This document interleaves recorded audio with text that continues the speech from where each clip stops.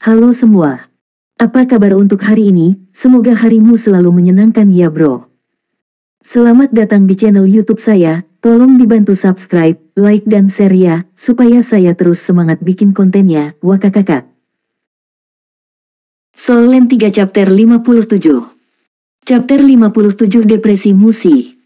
Tanggulin menghela nafas dengan lembut. Apakah wajahmu masih sakit? Ekspresi arogan hadir di wajah Xie mengeras sebagai tanggapan saat dia mengepalkan tinjunya erat-erat. Tanggulin menepuk pundaknya. Ada yang harus aku lakukan malam ini. Bagaimana kalau besok malam, aku akan berdebat denganmu nanti.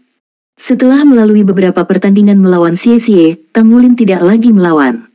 Selama beberapa pertandingan ini, dia telah berkembang dan sangat meningkatkan kemampuan bertarungnya.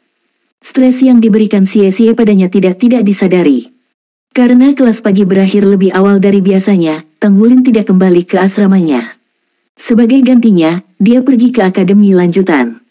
Ketika bel berbunyi untuk menandakan akhir kelas, Tanggulin melihat Liu Yuxin berjalan keluar kelas bersama dengan beberapa siswi. Kakak senior Yuxin, Tanggulin melambai ke arahnya. Liu Yuxin melihatnya dengan mudah dan, bersama dengan kelompok teman sekelasnya, berjalan cepat ke arahnya. Wow, Yuxin, aku tidak menyadari bahwa kamu menyukai anak laki-laki yang lucu. Adik kecilmu ini sangat tampan. Dia akan tumbuh menjadi pria tampan. Seorang gadis dengan mata Phoenix merah dari akademi tingkat lanjut berkata sambil tersenyum ragu pada Liu Yuxin. Liu Yuxin balas membentak, berhenti berbicara omong kosong. Ini Tanggulin, junior kami dari kelas 1 akademi menengah. Ngulin, ada apa? Tanggulin mengeluarkan kamera jiwa yang dibawanya. Kakak senior, saya mengambil beberapa foto untuk Anda. Tapi, saya merasa tidak enak tentang ini. Tolong ambil kembali kameranya. Liu Yuxin sedikit tersipu dan memutar matanya ke arahnya. Baiklah, jadilah itu. Terima kasih atas bantuan Anda, saya akan mentraktir Anda makan. Tanggulin segera menggelengkan kepalanya. Tidak perlu itu, aku bisa makan kembali di akademi menengah. Dia jelas memiliki kesadaran diri. Tidak ada yang namanya makan siang gratis dari jendela ketiga. Makanan gratis, setidaknya, datang dari jendela kedua. Dengan nafsu makannya yang luar biasa, dia takut memakan Liu Yuxin hingga bangkrut. Itu akan sangat canggung. Melihat sosok Tanggulin yang mundur, gadis bermata Phoenix bertanya dengan ragu-ragu, Yuxin, kamu menyuruhnya mengambil foto apa? Liu Yuxin menjawab dengan aura misteri, Ngulin ada di kelas guru Wu Zhangkong. Wow, pangeran tampan yang sangat sombong. Mari kita lihat gambarnya. Saat kamera dinyalakan, layar kecil menampilkan sosok Wu Zhangkong. Ada serangkaian bidikan beruntun yang diambil saat Wu Zhangkong membuka ikat pinggangnya, lalu melepasnya. Beberapa siswi melebarkan matanya, lalu pipinya memerah. Mereka hampir meneteskan air liur. Makan dari jendela pertama. Yuxin, tolong jual foto-foto ini untukku. Ini eksklusif. Aku tidak akan pernah mengizinkan siapapun melihat gambar pangeranku yang menawan ini, tidak tentang dia yang melepaskan ikat pinggangnya. 2 kali makan, itu masuk akal. Tanggulin tidak tahu tentang ketatnya persaingan fotonya antara beberapa senior. Setelah selesai makan siang, ia melanjutkan kelas sore. Metode meditasi yang diajarkan Wu Zhangkong jelas jauh lebih rumit daripada metode meditasi yang diajarkan di sekolah dasar. Namun, hasilnya terbukti jauh lebih baik. Legenda mengatakan bahwa metode ini berasal dari Akademi Shrek yang legendaris di benua itu, dan merupakan versi sederhana dari teknik meditasi hebat mereka. Di bawah tatapan tertekan Wu Zhangkong, kecepatan belajar para siswa meningkat. Mereka mampu memahami dasar-dasar cara memutar kekuatan jiwa mereka dalam satu sore. Setelah kelas, Tanggulin adalah orang pertama yang memasuki ruang makan dan mengisi perutnya dengan makan malam sebelum ngebut. Dia punya tugas penting malam ini. Saat ini, dia sedang dalam perjalanan menuju Asosiasi Pandai Besi untuk mengambil lencana pandai besi. Dia juga akan mengumpulkan beberapa tugas dari asosiasi.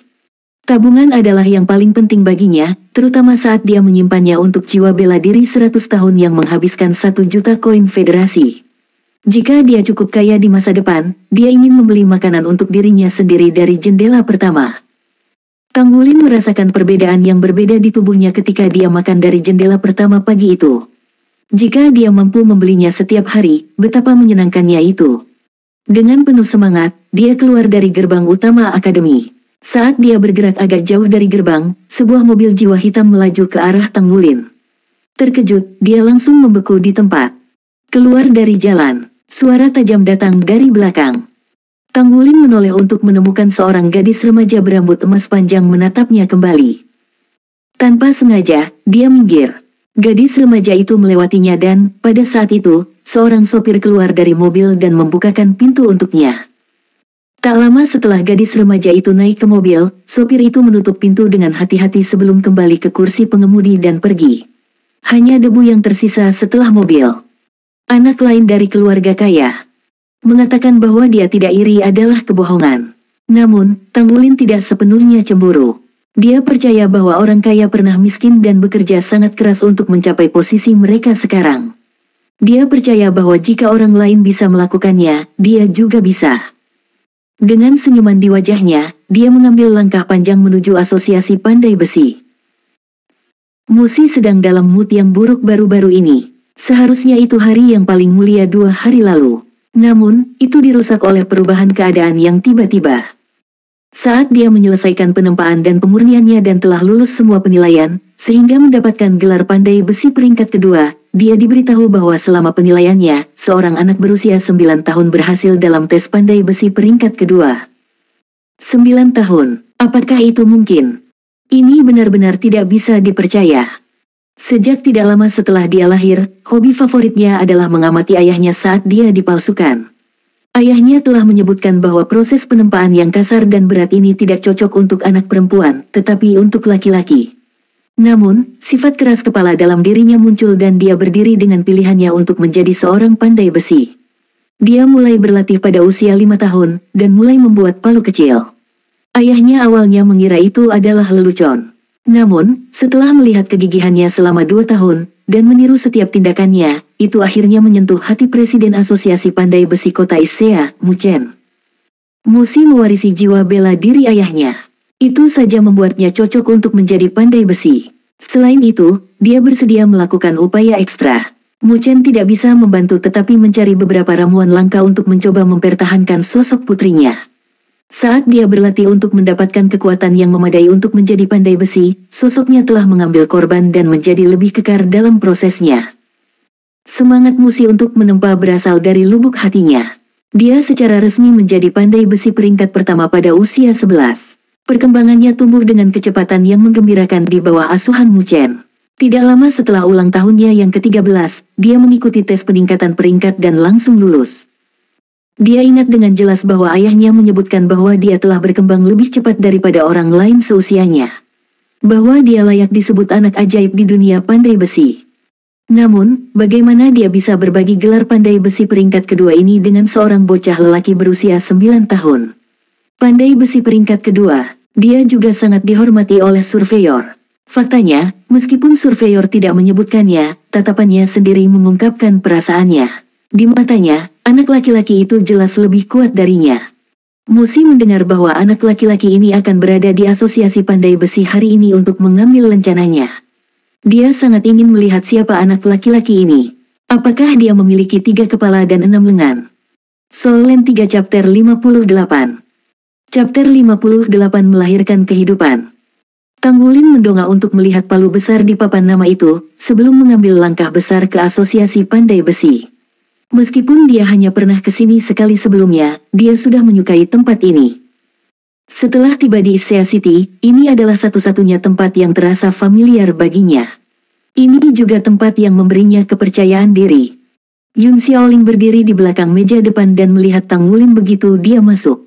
Kenyataannya, dia telah diperintahkan oleh atasannya untuk menunggu Tang Wulin secara khusus. Tang Wulin, kamu akhirnya tiba. Yun Xiaoling dengan cepat berjalan ke sisi Tang Wulin dengan senyum dan mata ingin tahu. Bagaimana mungkin dia tidak penasaran dengan pria ini?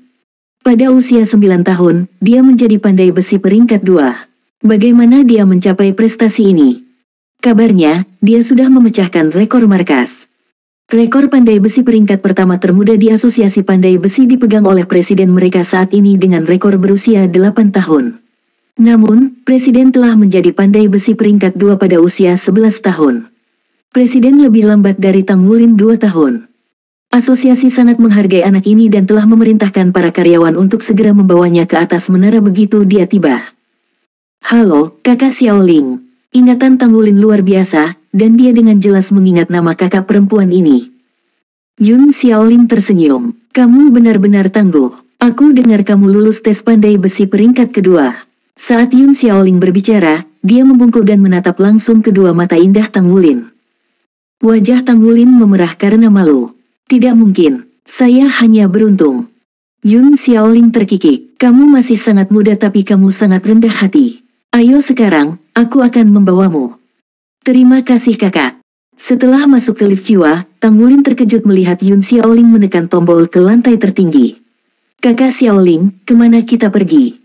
Yun Xiaoling tersenyum. Kami akan mengambil lencana peringkat Anda. Lift naik dengan cepat dan ketika mencapai lantai atas, telinga Tang Wulin belum bisa menyesuaikan diri. Namun, dia hanya menggelengkan kepalanya beberapa kali dan bisa pulih. Tang Wulin disambut oleh pemandangan cakrawala yang luas saat dia melangkah keluar dari lift. Dindingnya semuanya terbuat dari kaca, dan pada ketinggian ini, dia bisa melihat hampir setengah dari kota Issea. Sejumlah besar gedung pencakar langit mengotori kota, seperti hutan baja. Di sisi lain, ada banyak tumbuhan yang menutupi vitalitas kota. Yun Xiaoling menemukan seorang anggota staf. Aku harus merepotkanmu untuk memberitahu presiden bahwa Tang Wulin ada di sini. Wulin, tunggu di sini sebentar. Yun Xiaoling membawanya ke sofa dan mendudukkannya. Tidak lama kemudian, kerumunan langkah kaki mendekat. Mu Chen berada di garis depan. Mu Chen telah tiba sangat awal hari itu tetapi bahkan belum menginjakkan kaki ke bengkelnya, semua demi menunggu bocah lelaki yang bisa memberinya kejutan besar. Chen Yue juga ada di kantornya dan mengikuti tepat di belakangnya.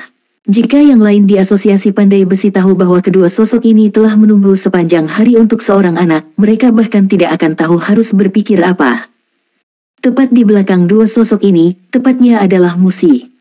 Presiden. Yun Xiaoling berdiri dan menyapa Mu Chen dengan hormat. Mu Chen tersenyum dan mengangguk. Saat berikutnya, pandangannya tertuju pada Tang Wulin.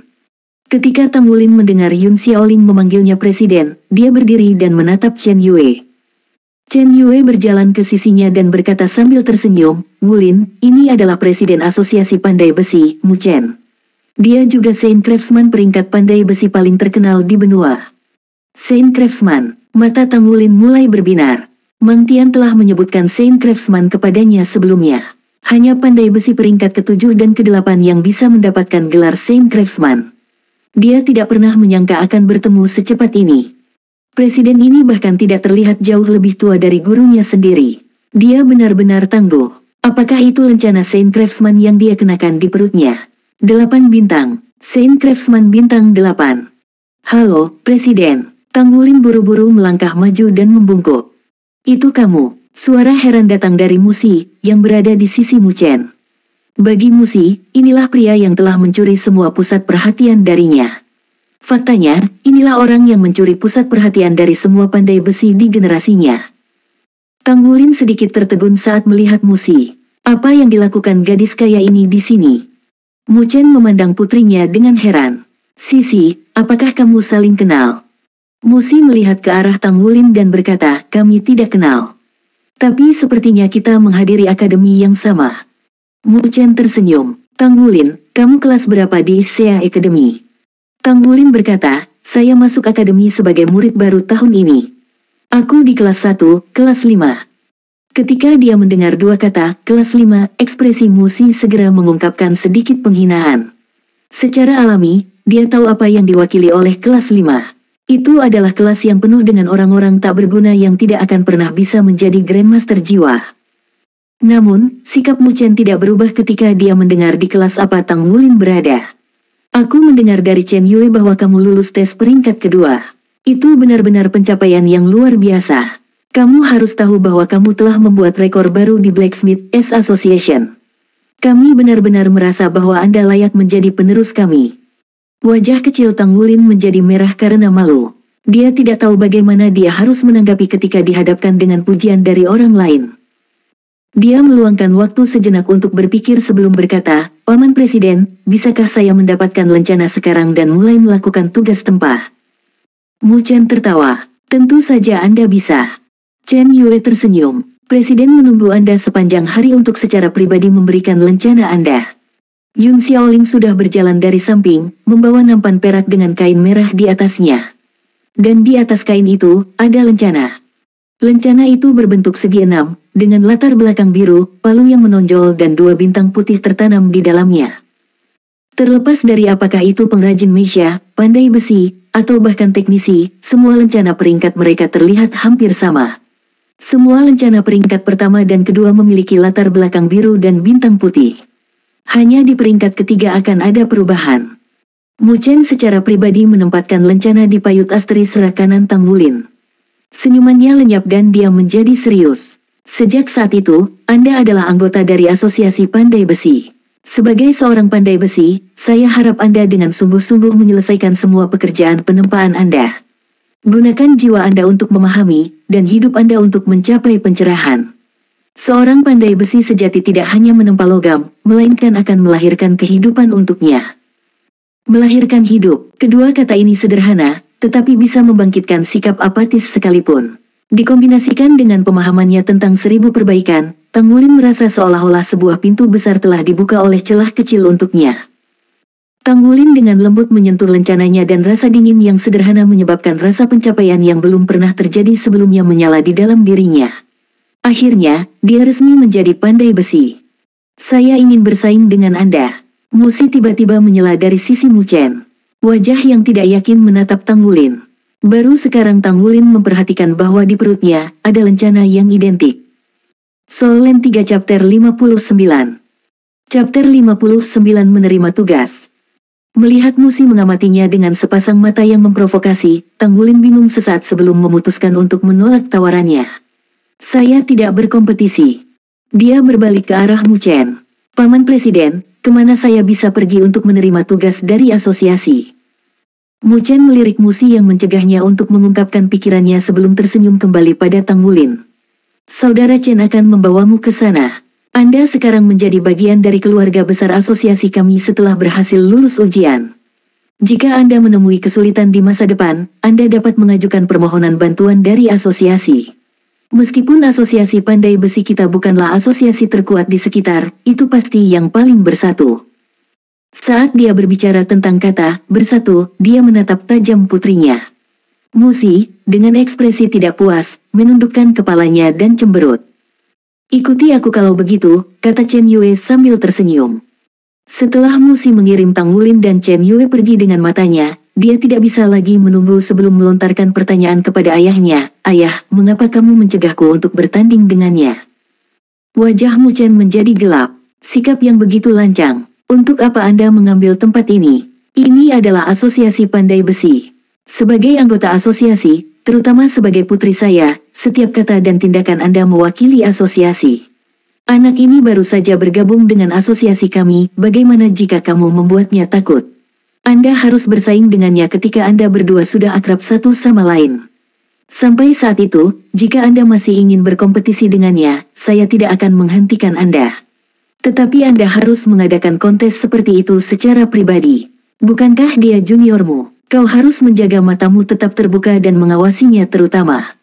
Mu Chen tidak mendapat kesempatan untuk berbicara terlalu banyak dengan Tang Wulin hari ini. Sehubungan dengan anak ini, dia membutuhkan lebih banyak kesempatan untuk mengamati Tang Wulin. Dia telah melihat blok heavy silver Tang Wulin telah disempurnakan, dan menilai dari tingkat keseragamannya, dia tahu betul bahwa standar tempat Tang Wulin berada di atas standar putrinya. Motif sebenarnya adalah bahwa dia tidak ingin putrinya menderita pukulan apapun terhadap kepercayaan dirinya. Bagaimanapun, kepercayaan diri adalah yang paling penting, terutama untuk anak-anak seusia mereka. Karena Tang Wulin ingin sekali menerima tugas, dia akan memiliki banyak kesempatan untuk mengamatinya. Perencanaan bagaimana dia harus mengolah Tang Wulin dapat dilakukan setelah mengamatinya sedikit lagi, yang belum terlambat. Aula penerimaan tugas terletak di lantai 2 Asosiasi Pandai Besi, dengan seluruh lantai 2 diisi dengan penghitung putaran. Masing-masing loket ini memiliki tanda peringkat tugas, yang terlihat mirip dengan lencana asosiasi. Seorang pandai besi hanya bisa mengumpulkan tugas dalam pangkat mereka atau pangkat yang lebih rendah. Mereka tidak dapat mengumpulkan tugas yang membutuhkan peringkat lebih tinggi dari mereka. Dalam perdagangan pandai besi ini, semua material disediakan oleh para pemiliknya. Karena itu, asosiasi akan berusaha semaksimal mungkin untuk menjaga kualitas produk akhir sebelum pengumpulan. Ini untuk menghindari asosiasi membutuhkan kompensasi. Anak kecil, kau membawakanku banyak kejutan. Orang Mang Tian itu, dia. Saat dia memikirkan ejekan Mang Tian terhadapnya hari itu, Chen Yue dipicu oleh amarah. Namun, dia benar-benar telah melatih seorang murid yang luar biasa. Jenis tugas apa yang ingin Anda pilih? Chen Yue bertanya pada Tang Wulin. Tang Wulin berkata, apapun yang ada dalam kemampuan saya akan bagus. Chen Yue berkata, asosiasi kami juga menyewakan bengkel tempah. Apakah Anda berpikir untuk menempa dalam asosiasi? Tang Wulin menggelengkan kepalanya. Guru mengizinkan saya menggunakan bengkel tempah di kota Issea. Saya akan menyelesaikan tugas saya di sana. Terima kasih. Kilatan kekecewaan melintas di mata Chen Yue. Baiklah, tapi saya ingin mengingatkan Anda bahwa semua tugas dari asosiasi harus diselesaikan dan Anda tidak boleh gagal. Setelah Anda gagal, Anda harus mengganti bahan yang rusak. Penghitung di tengah, menghadap ke depan, adalah tempat Anda mengumpulkan tugas. Penghitung kiri adalah tempat Anda melaporkan dan menempatkan produk jadi sedangkan kanan adalah tempat Anda diizinkan untuk membeli semua jenis logam. Asosiasi kami memiliki idealnya setiap jenis logam langka yang ada di pasaran. Namun, karena peringkat pandai besi individu, jumlah yang dapat mereka beli setiap bulan berbeda-beda. Jika perlu, Anda bisa mendapatkan logam Anda di sana. Lalu ada lantai 4 dan lantai 5. Disitulah produk palsu dijual. Anda bisa pergi melihat ke atas karena ada banyak hal yang bisa dilihat. Ya, kata Tang Wulin dengan hormat. Saat ini, dia tidak memiliki niat untuk membeli logam atau produk palsu karena dia tidak membutuhkannya. Alasan lainnya adalah dia tidak punya uang. Dia sebenarnya berharap mendapatkan koin melalui penempaan, cukup membeli roh jiwa 100 tahun. Chen Yue membawa Tang Wulin ke depan konter bintang 2. Di belakang konter ada anggota staf dan di depan konter ada 10 layar jiwa. Seseorang dapat mengumpulkan tugas hanya dengan menggesek layar. Staf yang hadir harus menjawab setiap pertanyaan yang mungkin ada. Mengikuti arahan Chen Yue, Tang Wulin menyentuh salah satu layar jiwa. Daftar tugas yang tersedia muncul.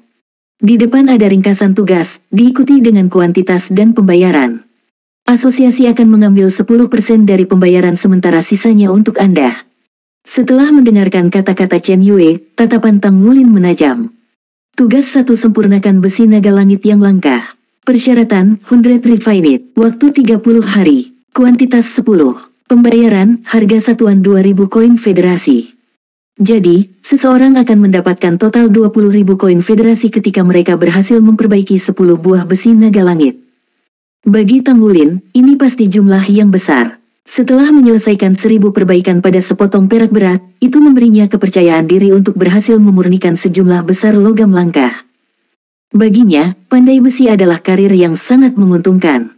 Tanpa banyak berpikir, dia memilih tugas pertama dan kotak dialog muncul, meminta informasi tentang lokasi pengiriman.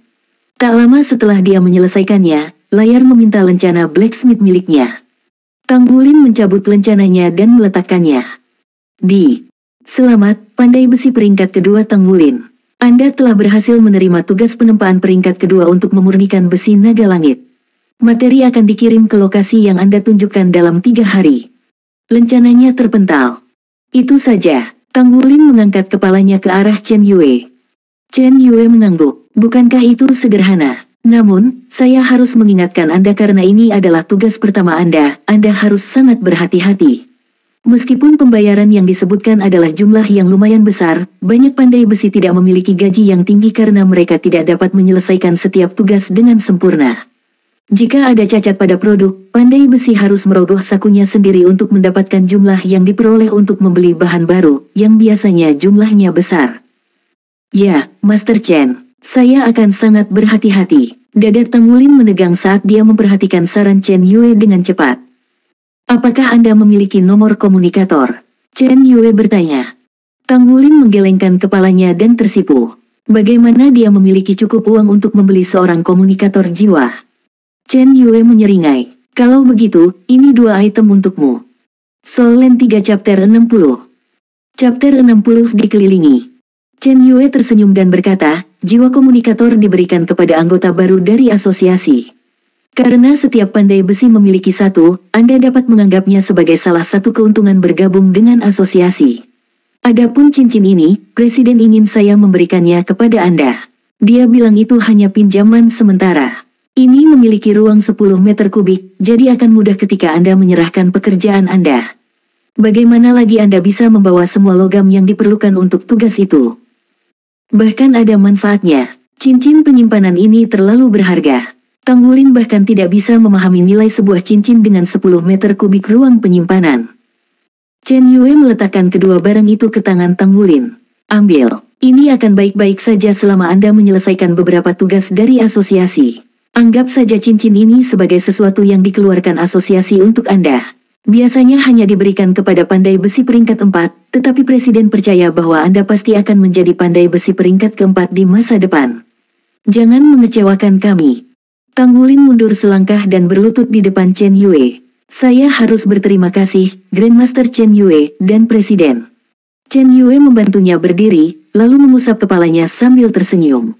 Meskipun aku bukan burumu, tetap menjadi tugasku untuk mengingatkanmu bahwa setiap profesi hanyalah jalan berbeda menuju tujuan yang sama. Meskipun kekuatan jiwa tidak lagi penting untuk profesi ini selama era ini, dan banyak orang biasa sekarang dapat menempa hal-hal yang sebelumnya membutuhkan kekuatan master jiwa untuk menyelesaikannya, beberapa pencapaian dalam budidaya kekuatan jiwa diperlukan untuk mencapai puncak dari profesi ini. Karena itu, Anda pasti tidak bisa meninggalkan studi Anda. Iya. Tanggulin dengan sungguh-sungguh menganggukkan kepalanya. Mimpinya, bagaimanapun, adalah menjadi guru jiwa yang kuat. Meskipun lebih berprestasi sebagai pandai besi saat ini, dia tidak pernah ingin menyerah menjadi master jiwa. Tidak sampai dia meninggalkan asosiasi pandai besi, Tanggulin tersentak dari keadaan seperti mimpinya. Dia memiliki komunikator jiwa sekarang. Selain itu, asosiasi akan mengembalikan uangnya untuk biaya panggilan. Dia bahkan sudah memiliki nomor Chen Yue di dalam komunikator jiwa. Dia melihat cincin penyimpanan di jari manis kanannya. Cincin ini memiliki ruang penyimpanan 10 meter kubik. Nilainya tidak terbayangkan. Itu mungkin bernilai bahkan lebih dari jiwa roh 100 tahun. Namun, Tanggulin tidak menyadari bahwa meskipun ini adalah manfaat yang diberikan oleh asosiasi, itu masih bukan sesuatu yang bisa diterima oleh pandai besi peringkat keempat. Sebaliknya, seseorang harus menjadi pandai besi peringkat Master Craftsman peringkat kelima untuk menerimanya. Mu Chen jelas memberinya cincin ini sebagai investasinya menjadi anak berbakat. Manfaat asosiasi benar-benar terlalu besar.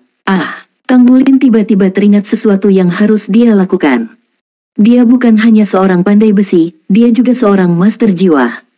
Dia harus mendaftar di asosiasi master jiwa. Dengan pangkatnya saat ini, dia akan menerima tunjangan 1000 koin federal setiap bulan.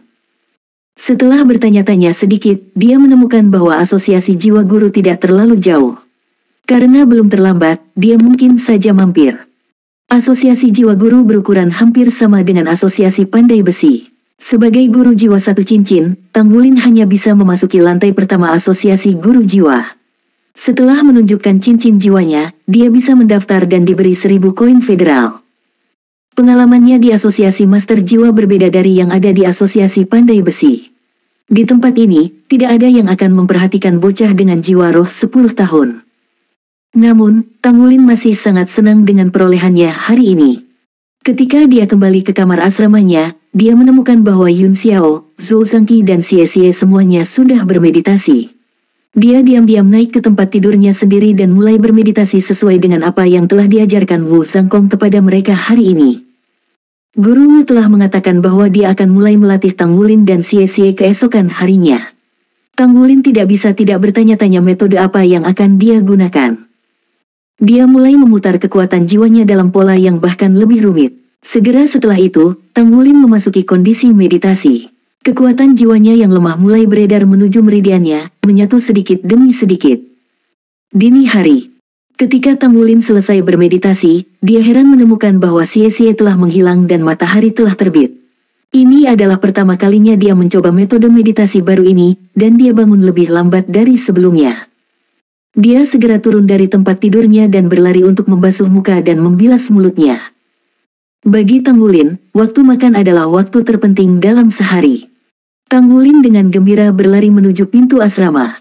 Namun, bahkan sebelum dia mendekati pintu, dia melihat sekelompok siswa kelas atas mencari kemana-mana, seolah-olah mereka sedang mencari sesuatu. Ketika dia mendekati mereka, dia tiba-tiba menemukan bahwa ada sosok yang tidak asing lagi di kelompok siswa ini. Musi mengenakan seragam sekolah, rambut panjang keemasannya diikat ekor kuda. Gadis-gadis dewasa lebih awal, dan dia sudah setengah kepala lebih tinggi dari Tang Wulin. Dia memiliki sosok yang menawan, tinggi dan kurus. Meskipun dia belum selesai menjadi dewasa, dia masih memiliki sedikit aroma seorang wanita muda. Saat Tang Wulin melihatnya, Musi juga secara tidak sengaja menoleh, menatap lurus ke arahnya. Itu dia. Dia tiba-tiba mengangkat jarinya dan menunjuk ke arah Tang Wulin. Sebelum Tang Wulin sempat bereaksi, Musi, bersama dengan 7 atau 8 siswa laki-laki kelas atas, mengelilinginya. Apa yang kalian inginkan? Tang Wulin bertanya, bingung. Ada masalah yang saya miliki dengan Anda. Ikutlah denganku nak. Seorang siswa pria yang tinggi, tetapi berpenampilan rata-rata berkata kepada Tang Wulin dengan nada aneh. Tang Wulin bertanya, ada apa? Katakan saja di sini. Dia memiliki pemahaman yang samar tentang situasi di dalam hatinya. Siswa divisi lanjutan ini ada di sini untuk mencari masalah. Ini pasti terkait dengan Musi. Ada cukup banyak siswa kelas 1 yang baru diterima di sini. Namun, mereka semua ditakuti oleh ekspresi garang dari para siswa kelas atas. Kamu pikir kamu punya pilihan? Siswa laki-laki kelas atas yang sebelumnya berbicara mengulurkan tangan, meraih bahu Tang Wulin. Tang Wulin dengan keras melepaskan cengkeramannya dari bahunya. Kekuatannya jauh lebih besar dari yang diharapkan siswa kelas atas, menyebabkan dia tersandung dan hampir jatuh. Tanpa ragu-ragu atau angan-angan, Tang Wulin segera menyerang. Seutas Blue Silver Grace meluncur dari telapak tangannya. Dalam sekejap, siswa kelas atas di sekitarnya terikat. Dia juga secara langsung merobohkan yang sebelumnya terhuyung. Selama dia berada di akademi dasar, terlepas dari apakah itu untuk dirinya sendiri atau Naer, dia tidak pernah mundur dari perkelahian. Bahkan jika dia kalah jumlah, dia akan melawan. Jika dia tidak bertarung, maka dia tidak akan memiliki kesempatan sama sekali. Lagi pula ini adalah akademi, dan dia akan baik-baik saja selama dia berhasil keluar dari pengepungan. Jelas, siswa kelas atas ini tidak mengharapkan tindakan ini. Bahkan dengan begitu banyak orang di pihak mereka, Tang Wulin berani menyerang. Selain itu, dia sangat menentukan dan mampu mengikat mereka semua dengan rumput Blue Silver dalam sekejap. Tepat ketika siswa laki-laki di depan mulai mengumpulkan kekuatan jiwanya, Tang Wulin bertabrakan dengannya. Bang! Siswa laki-laki kelas atas dikirim terbang. Sepertinya Tang Wulin akan keluar dari pengepungan mereka. Tepat pada saat itu, sosok diam-diam muncul di depannya bersama dengan cahaya yang sangat menyilaukan. Setelah cahaya yang menyala-nyala ini, Tang Wulin merasa seolah seluruh tubuhnya akan terbakar. Kecepatannya tiba-tiba menurun. Dia hanya mendengar dengusan dingin sebelum dia merasakan sakit di perutnya dan ditendang kembali ke pengepungan.